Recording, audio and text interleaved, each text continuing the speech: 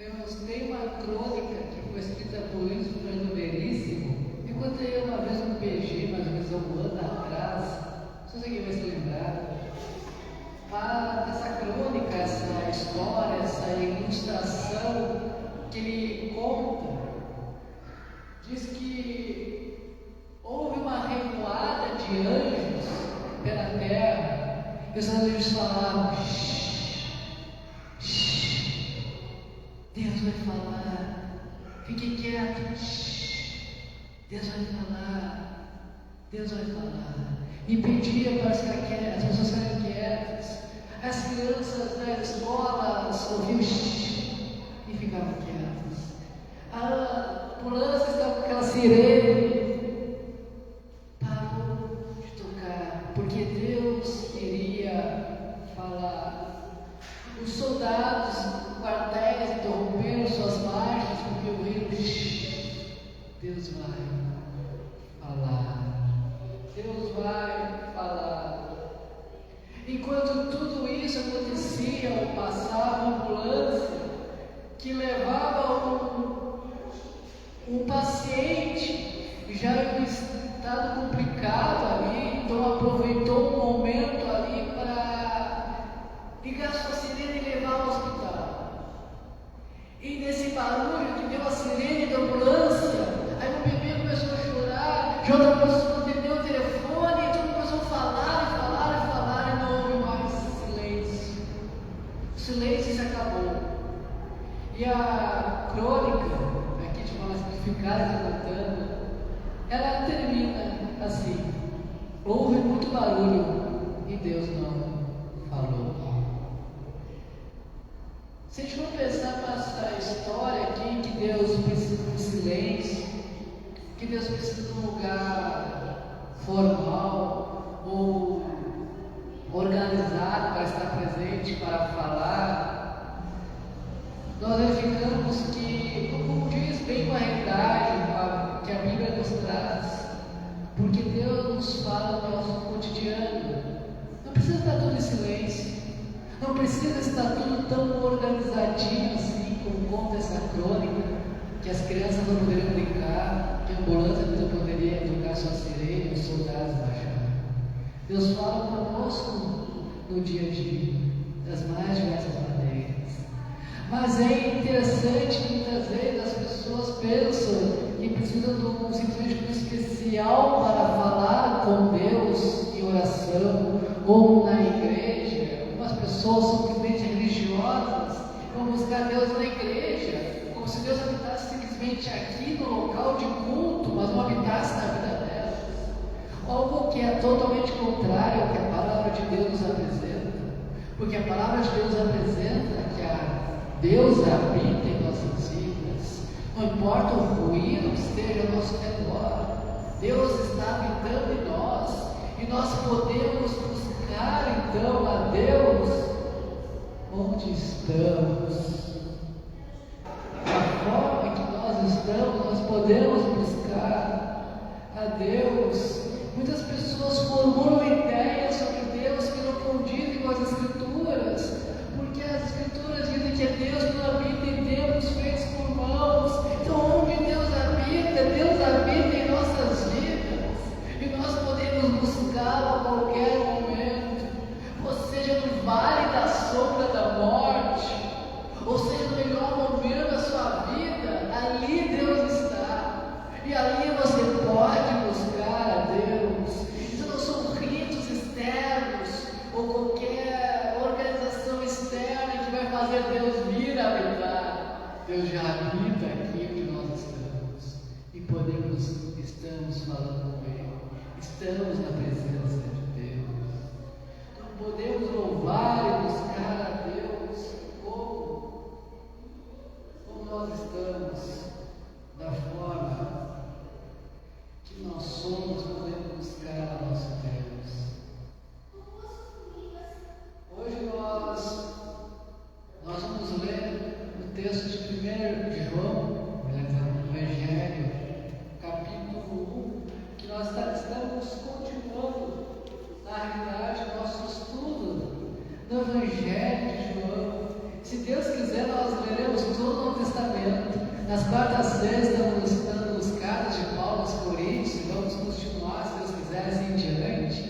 Quem sabe que no domingo passado nós vamos nos evangelhos, nos cultos, lemos toda a Bíblia, começando pelo Novo Testamento. Nós vivemos uma vida tão corrida, às vezes tão cheia de caos, que não vemos esse Deus que habita ao nosso redor, que habita dentro de nós.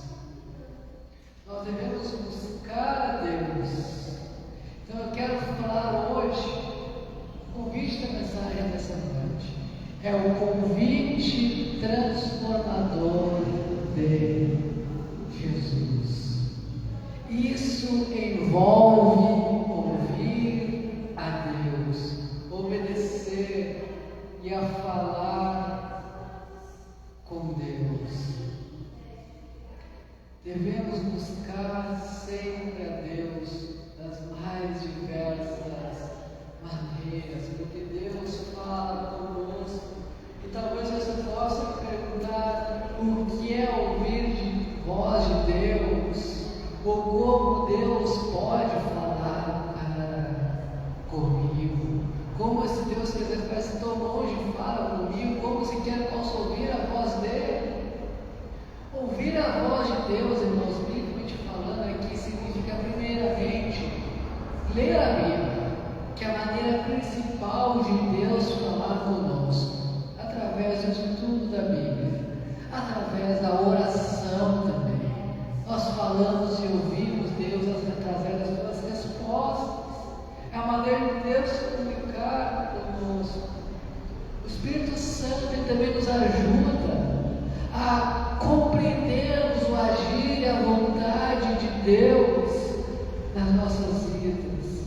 Mas é interessante notar que nos pequenos detalhes do dia a dia, Deus fala conosco, Deus trabalha em nós, Deus nos conduz. Ouvimos a voz de Deus, não é essa voz literal que eu estou falando aqui, mas é a voz de Deus nos guiar. Deus fala conosco nos pequenos detalhes do dia a dia, de maneiras sutis e muitas vezes até inesperadas. Deus está falando conosco. Ele manifesta-se em momentos simples do nosso dia a dia, como uma palavra de encorajamento que você recebe.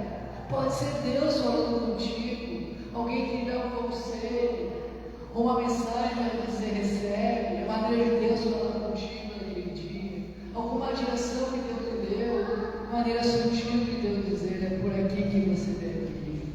Deus nos fala conosco hoje, todos os dias, das mais diversas maneiras. E esses sinais do nosso dia a dia podem ser simplesmente a maneira carinhosa de Deus dizer para nós: eu estou contigo, eu não lhe abandonei. Pode ser uma ligação, pode ser uma mensagem, pode ser um presente que você receba, seja o que for, é Deus falando conosco.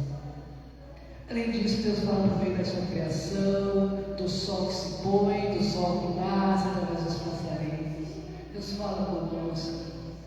Ao contrário da crônica de Deus foi belíssimo, não precisa estar todo em silêncio. Deus fala comigo e contigo, onde nós estamos. Então é isso que eu quero falar esta noite. Convite transformador de Jesus Cristo é para todo momento, para todas as pessoas, onde elas estiverem.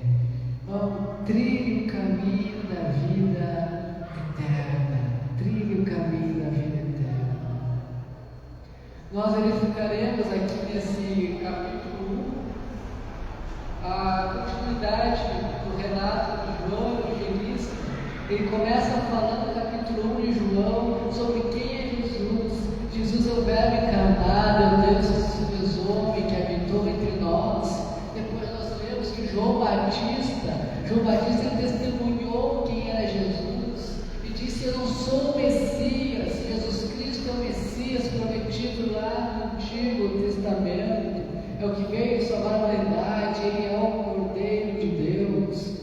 Nós continuamos lendo João 1, o início do mistério de Jesus Cristo, onde Jesus revela o impacto do chamado discípulos têm por Jesus Cristo. Os primeiros discípulos de Cristo demonstram como a vida com Jesus é um caminho de propósito e de transformação. Então nós vamos ler esta noite João 1, do verso 35 até o verso 42.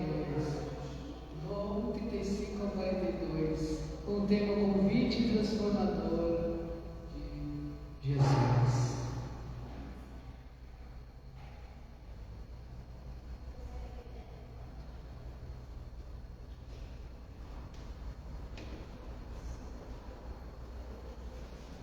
O texto bíblico diz assim: no dia seguinte, João estava outra vez na companhia de 2 de seus discípulos, e vendo Jesus passar, disse: eis o Cordeiro de Deus. Os 2 discípulos, ouvindo dizer, seguiram Jesus. E Jesus, voltando-se e vendo que o seguiam, disse-lhes: o que vocês estão procurando? Eles disseram: Rabi, que quer dizer mestre, onde o Senhor mora? Jesus respondeu: venham ver. Então eles foram, viram onde Jesus estava morando e ficaram com ele aquele dia. Eram mais ou menos 4 horas da tarde.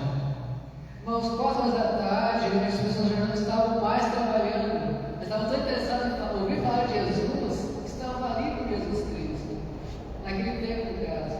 Então André, o irmão de Simão Pedro, era um dos 2 que tinha ouvido o testemunho de João e seguido Jesus. Eles encontrou primeiro o próprio irmão Simão, a quem disse: achamos o Messias. Messias quer dizer Cristo. E o levou a Jesus. Jesus olhou para ele e disse: você é Simão, filho de João, mas agora será chamado Cefas. Cefas quer dizer Pedro. Até aqui vamos estar orando, nosso Deus. Pai, muito obrigado. Muito obrigado por estar reunidos aqui esta noite. Muito obrigado, Senhor, por tão grande, muito maravilhoso podermos compartilhar a Tua palavra. Muito obrigado por cada irmão que está aqui reunido. Te peço que abençoe grandemente a vida de cada um que veio aqui esta noite, Senhor. Te peço que nesse momento me use como instrumento Teu, instrumento nas Tuas mãos, Senhor, para falar somente aquilo que Tu queres, Senhor. Sabe como eu sou falho, Pai, como eu sou limitado, Senhor. Mas me use, Senhor, da maneira que eu sou, para falar somente aquilo que Tu queres que seja dito esta noite, para que através da pregação da Tua palavra sejamos realmente transformados pelo Teu poder. É isso que eu te peço, em nome de Jesus Cristo. Amém e amém. Irmãos, nós vamos verificar nesta noite como trilhar o caminho da vida eterna. Primeiro passo: reconheça Jesus Cristo como Salvador. Não como ter vida eterna sem reconhecer Jesus. Nos versos 37 ao 39, nós lemos ali: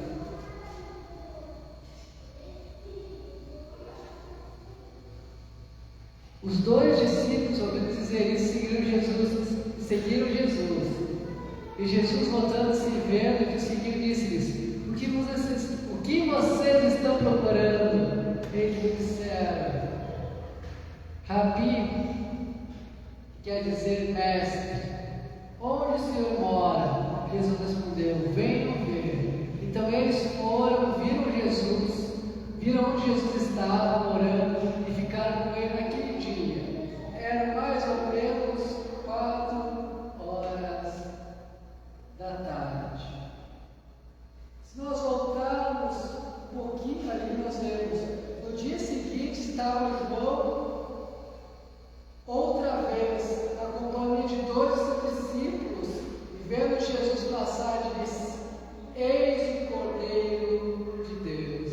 A gente não conseguiu falar quando eles chamaram Rabi como mestre, mas chamaram Jesus como mestre.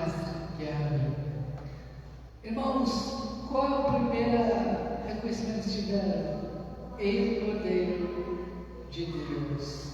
Eis aqui aquele que é prometido no Antigo Testamento. Como eu falei no domingo passado, o Cordeiro era aquele que morria e tirava, expiava, perdoava os pecados do povo. No caso, como funcionava no Antigo Testamento, matava o Cordeiro com o símbolo ali do perdão do pecado do povo. Não é que era o bichinho que perdoava, era Deus perdoava, mas o símbolo da morte do Cordeiro simbolizava o perdão.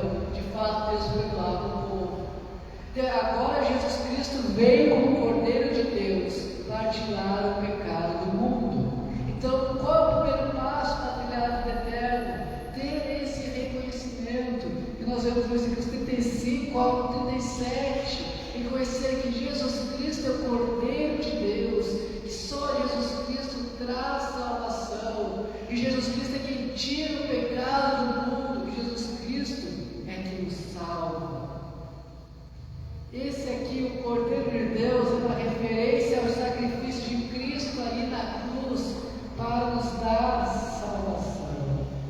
E os discípulos de Cristo ali imediatamente então seguem a Jesus Cristo e se entregam a Jesus. Irmãos, devemos reconhecer quem é Jesus em nossas vidas. Creio que todos aqui reconhecem Jesus como Cordeiro, seja que creem que Ele perdoa os pecados, creem que Ele trouxe a salvação para as suas vidas, e de fato esse é o primeiro passo para a salvação. Mas não é somente isso, a salvação implica também caminhar com Cristo, uma vida que agrade a Ele, e somente a Ele. Nós não precisamos agradar as outras pessoas, nós não precisamos ser iguais aos demais que não seguem a Jesus Cristo para parecermos pessoas melhores, porque em dia a dia nós seremos pessoas melhores aos olhos do mundo, se diante de Deus não estamos sendo pessoas obedientes, somos pessoas que têm o caminho da salvação. Jesus disse que era o caminho estreito que traz a vida eterna, uma porta estreita que traz a vida eterna, e poucos que passam por ela, porque de fato é um caminho árduo, não é um caminho fácil. Não sou de fato o cristianismo, não é uma religião para deixar as pessoas ricas, deixar as pessoas felizes, sem problemas em suas vidas. É claro que boa parte dos nossos problemas eles somem quando cremos em Jesus Cristo, porque muitas vezes são de ordens espirituais, e tem outras áreas que Deus abençoa com sua graça e misericórdia. Mas se nós olharmos para a Bíblia, e se nós olharmos para a cristandade hoje em dia, a maioria não vive abastada de dinheiro, sem problemas, sem doenças ou coisas assim. Seguir a Cristo é um sacrifício, mas se você colocar na balança, é um sacrifício que vale a pena, porque a vida é eterna com Deus, é a vida eterna junto com todos aqueles que creem em Jesus Cristo, como a família da fé que se entrega a Deus diariamente, e que a gente possa sacrificar a nossa vida em prol de Jesus Cristo, sacrificar nosso tempo, colocar Deus como prioridade, fazer de fato em primeiro lugar em nossas vidas. Então nós somente crer, mas continuar crendo em Jesus Cristo todos os dias. Não adianta alguém chegar aqui na igreja e dizer eu creio em Jesus Cristo no dia seguinte, no outro dia negar a Cristo. Dificilmente foi a salvação genuína. A salvação demonstra dia a dia como Cristo Jesus. A salvação nós temos um processo de mudança radical em nossa vida, um ato de mudança radical em nossa vida. É um processo de santidade, de melhorar cada vez mais quem cada um de nós é. Que possamos nos render a Cristo todos os dias. Nós devemos cuidar de nós, da nossa salvação, no sentido de santificação. Mas há uma coisa muito importante que todos esquecemos: nós somos salvos, mas temos orado para aqueles que não são salvos, temos nos ajoelhado diante de Deus e clamado: Deus, salve meu marido, meu pai, minha esposa, meus filhos, meus amigos, meu vizinho, aquele cidadão lá do outro lado. Nós possamos entregar a Deus em oração, porque não é nada mais eficaz do que a oração.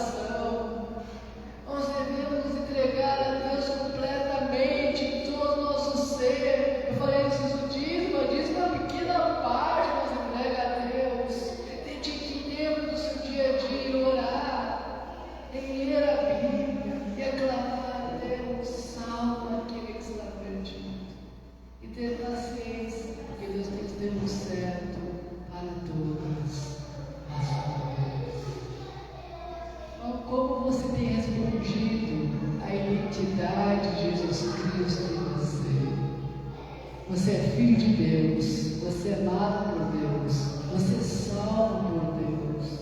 E qual a sua postura diante disso? Devemos orar pelo perdido, devemos clamar pelo perdido, devemos testemunhar de Cristo para o perdido e ser ligado à vida eterna. Uma segunda diretriz para trilhar a vida eterna, nós lemos versos 38 a 39, que dizem assim,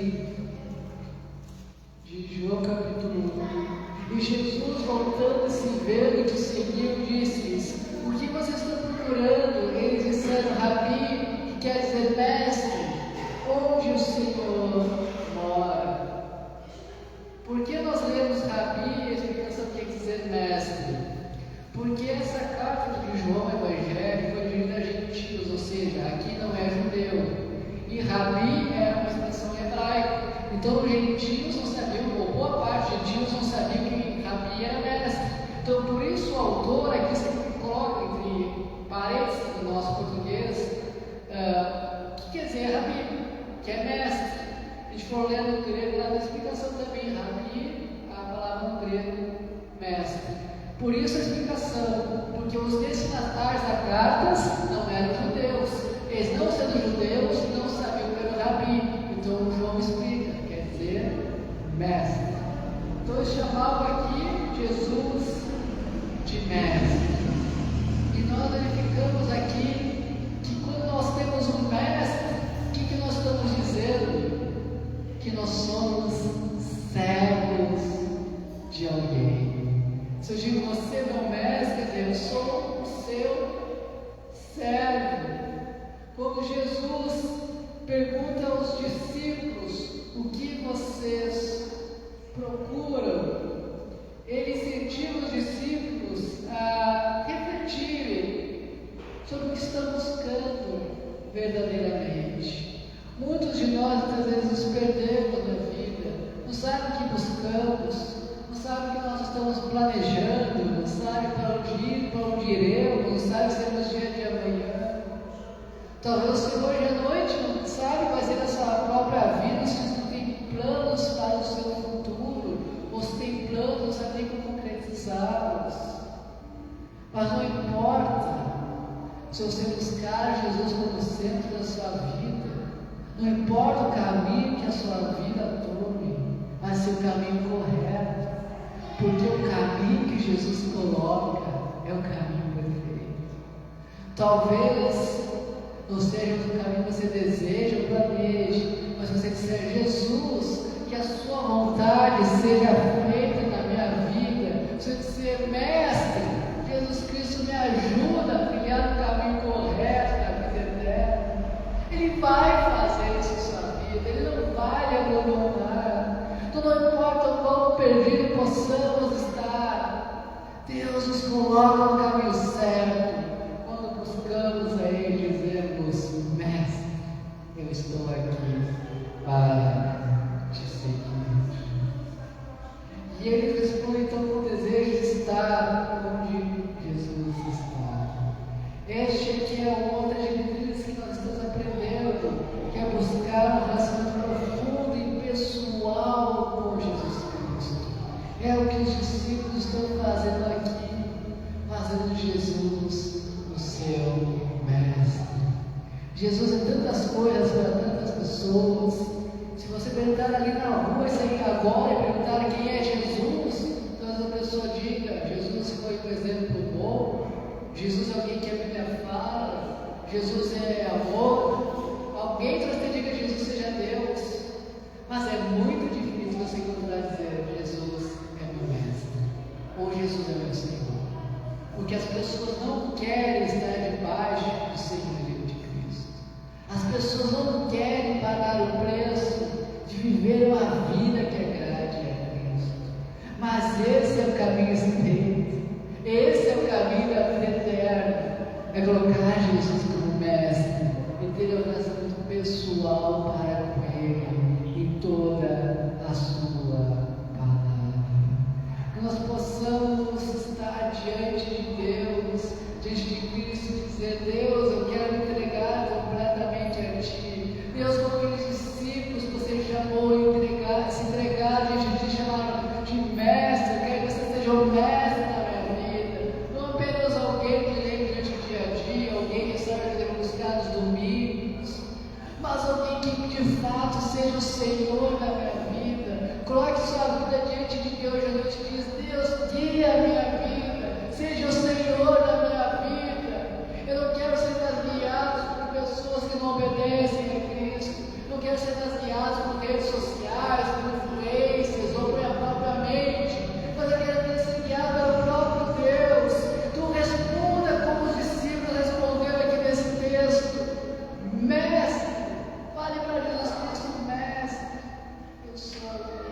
teu servo, eis-me aqui, coloque-se diante de Deus. Então esse convite que Jesus Cristo faz aos seus discípulos de irem até Ele, venham, vejam, é para nós hoje também estar com Jesus Cristo. Não é uma busca superficial para a vontade de Cristo, mas uma intimidade com Cristo que vai além de se encontrar com os irmãos ou ler um capítulo da Bíblia, mas é seguir a Deus diariamente e orar a Deus, Deus me ajuda, fortalece a minha vida. Irmãos, o relacionamento com Jesus Cristo não é apenas intelectual, ele é vivido na prática, ele é no coração, que nós possamos entregar de corpo e alma diante de Jesus Cristo. A busca pela autenticidade com Jesus Cristo, ou seja, a busca por ter o cristianismo verdadeiro, não é aquela busca de olhar na internet ou no livro, seja de for, passos para ser discípulo de Jesus, mas é você no seu quarto, você no seu dia a dia, você onde estiver, não importa você dizer, Deus, tu é meu Senhor, tu é meu Salvador, guia a minha vida, e deixar Deus guiar a sua vida, é aceitar a presença de Deus em todos os momentos da sua vida. Nós vivemos uma vida com tantas coisas ao nosso redor, tantos afazeres, que tantas vezes parece que simplesmente não há lugar para Jesus. Nós acordamos, tem que cuidar dos filhos, tem que ir os filhos, tem que preparar o almoço, tem que ir para o trabalho, tem que estudar, tem que fazer tantas outras coisas durante o dia, coisas que nos pegam de surpresa. Esquecemos tantas vezes de Jesus, mas não é esse o convite que Jesus está fazendo aos seus discípulos aqui em João capítulo 1. E esse é o convite que Jesus faz para a sua vida. Jesus faz um convite para ter um relacionamento profundo e real todos os dias. Então isso vale a pena. Isso é verdadeiro. Esse é ser o verdadeiro cristão.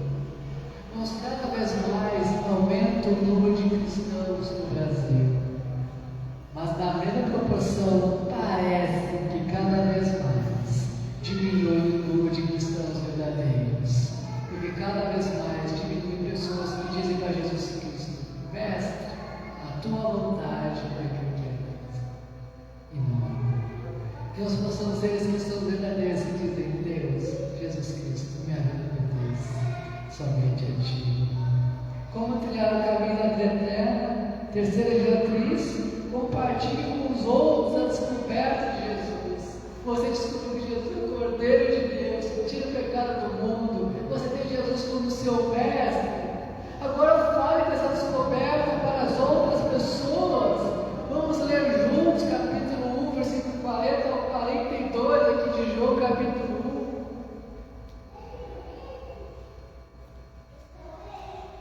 1. Diz assim: André, o irmão de Simão Pedro, era um dos dois que tinha ouvido o testemunho de João e seguido Jesus. Ele encontrou primeiro seu próprio irmão Simão, a quem disse: achamos o Messias. Messias quer dizer Cristo.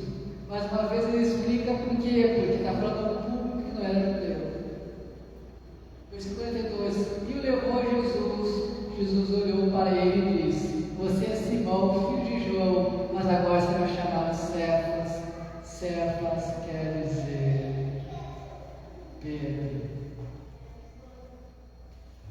Vamos ficar no versículo 46, 40 e 42. Hoje nós devemos compartilhar essa descoberta de Jesus Cristo. Nós vemos ali que André, que tinha irmão, Simão Pedro, compartilhou o seu testemunho. Era um dos que tinham ouvido o testemunho de João e seguido Jesus. Ele encontrou primeiro seu próprio irmão Simão e disse: achamos o Messias. Achamos o Messias prometido lá no Antigo Testamento. Eles não ficaram, na verdade, somente para eles, mas eles compartilharam para os outros.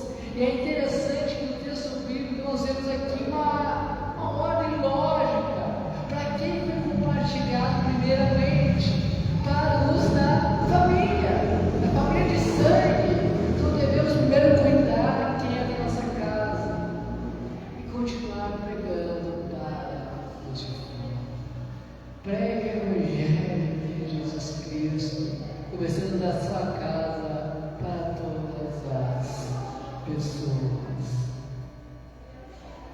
Então, depois de passar o tempo com Jesus Cristo, André encontra seu irmão Simão e declara: encontramos o Messias.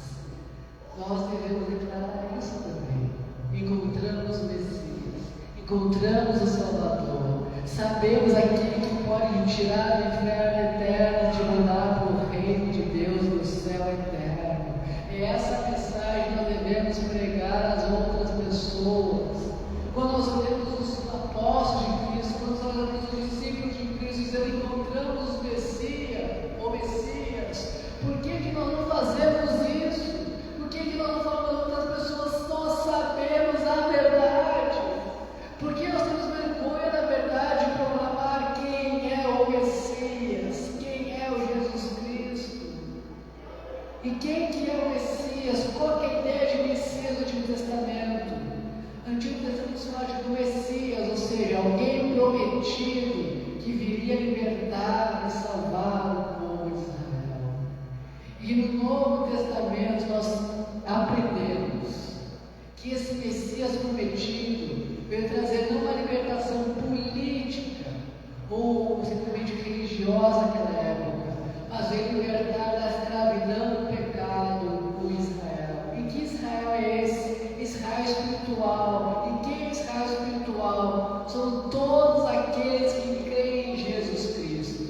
Então, como se cumpre as profecias? Em algumas etapas.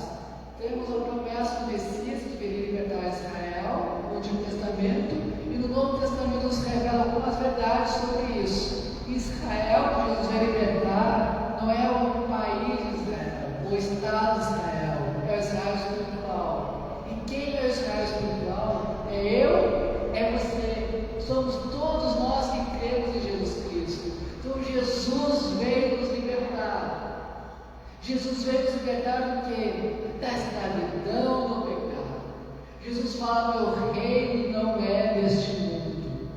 E esse é o problema que os judeus têm, que até hoje esperam o reino político libertar politicamente o Estado de Israel, quando na realidade ele veio libertar o povo de Deus, que na Bíblia é tratado como Israel espiritual, que somos nós, que agora libertos do pecado, vivemos para Jesus Cristo.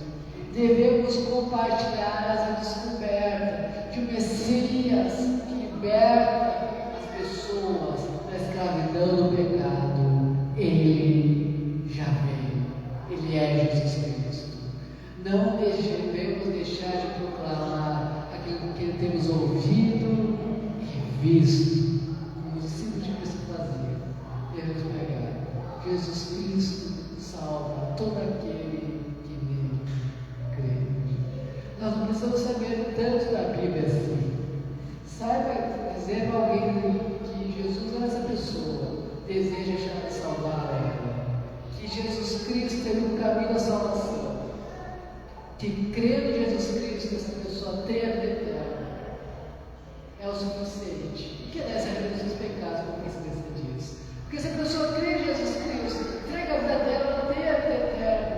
Não precisa saber de toda a carga teológica, não precisa saber: Jesus é aquele que me traz salvação. Devemos então buscar essa relação com Jesus Cristo, essa relação pessoal, profundo, e compartilhá-lo com as outras pessoas. Esse é o nosso modo de viver a vida. Uma experiência genuína com Jesus nos leva a testemunhar para as outras pessoas quem Jesus Cristo é. Quando encontramos o Messias, devemos dizer: ali está o Messias. Jesus Cristo já veio. Uma questão bastante importante sobre isso é que devemos ter paciência e perseverança. Porque, irmãos, muitas vezes as pessoas creem na primeira vez que ouvem falar de Jesus Cristo. Outras pessoas levam 10, 15, 20, 30 anos. Mas não devemos desistir de orar e de falar de Jesus Cristo. Porque não há coração nenhum, não existe coração em que Jesus não possa transformar. Deus é mais poderoso qualquer outra coisa. Não desista de falar, de testemunhar de quem é Jesus Cristo. Então, irmãos, trilhe o caminho da vida eterna. Comecei essa mensagem sobre a crônica, os anjos que falaram ficarem silêncios para ouvir a voz de Deus, porque na realidade não compreende a nossa vida, porque Deus habita em meio ao barulho, habita em meio ao caos, habita em meio ao estresse do nosso dia a dia. Nós podemos encontrar em qualquer momento e dizer: Deus, me ajuda, eu não aguento mais, Deus me dá força, eu estou cansado, Deus me ajuda a vencer o dia, por favor, me ajude. Clame a Deus em meio ao desespero do seu dia a dia, clame a Deus em momentos de alegria, mas não deixe de buscar a Deus, porque Deus está nesse mundo maravilhoso que nós estamos vivendo. Trilhe o caminho da vida eterna. Então, como trilhar o caminho da vida eterna? Algumas diretrizes. Primeiro, reconheça Jesus Cristo como Salvador de sua vida. Tendo reconhecido Jesus, segunda diretriz, busque um relacionamento profundo e pessoal com Jesus Cristo, que vai além de estar na igreja ou ver algo na internet, é orar, é ler a Bíblia, é testemunhar de Jesus e, é claro, estar na igreja também. E terceiro, compartilhe com os outros a descoberta de Jesus. Os discípulos ali, André, Natanael, juntos de Cristo disseram: achamos e encontramos o Messias. Você tem dito para as outras pessoas que encontrou Jesus em sua vida? Se você não faz isso, ainda é tempo de fazer. Ainda é tempo de fazer. Meu desafio essa noite principal para você é que você diga para as outras pessoas: eu encontrei Jesus Cristo e quero compartilhar com você. Não precisa ser com essas palavras, fale com as suas palavras, mas não deixe de dizer para as pessoas de Jesus Cristo que transforma a vida eterna. Transforma a nossa vida não para 5, 10 anos, mas para todo sempre. E isso é imensurável. Que possamos responder ao convite de Jesus para segui-lo, para conhecê-lo mais, para compartilhar essa transformação com o mundo inteiro. Gostaria de estar orando neste momento, que você orasse a Deus neste momento, para te dar ousadia, coragem e fé, para testemunhar dele para as outras pessoas. Talvez as pessoas venham até aqui à igreja, talvez elas não venham. Não é o trabalho seu convencer ninguém do pecado, ou de trazer ele para a igreja, mas é o seu trabalho dizer: eu encontrei o Messias, eu sei quem é Jesus Cristo, e eu quero compartilhar com você. Faça essa oração comigo. Vamos pedir a Deus que nos ajude a compartilhar Jesus que transforma vidas.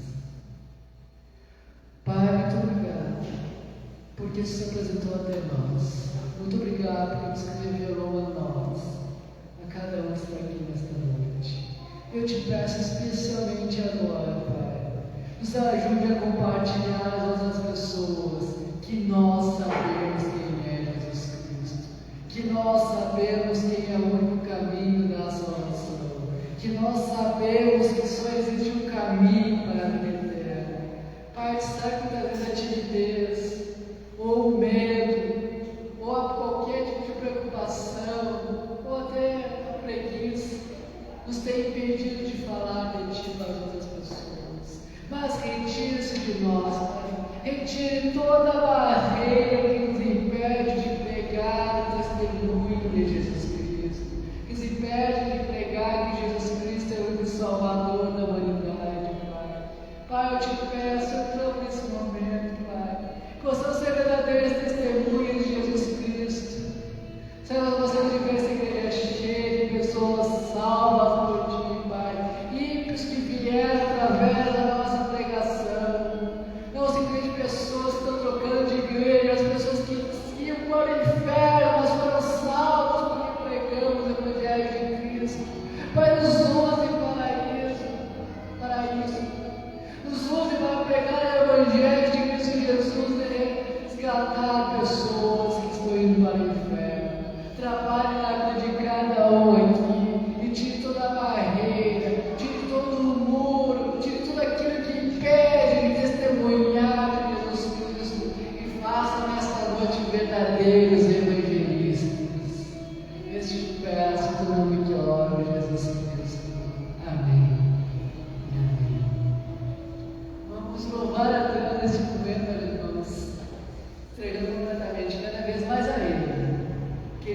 Senhor, Deus de glória, em todo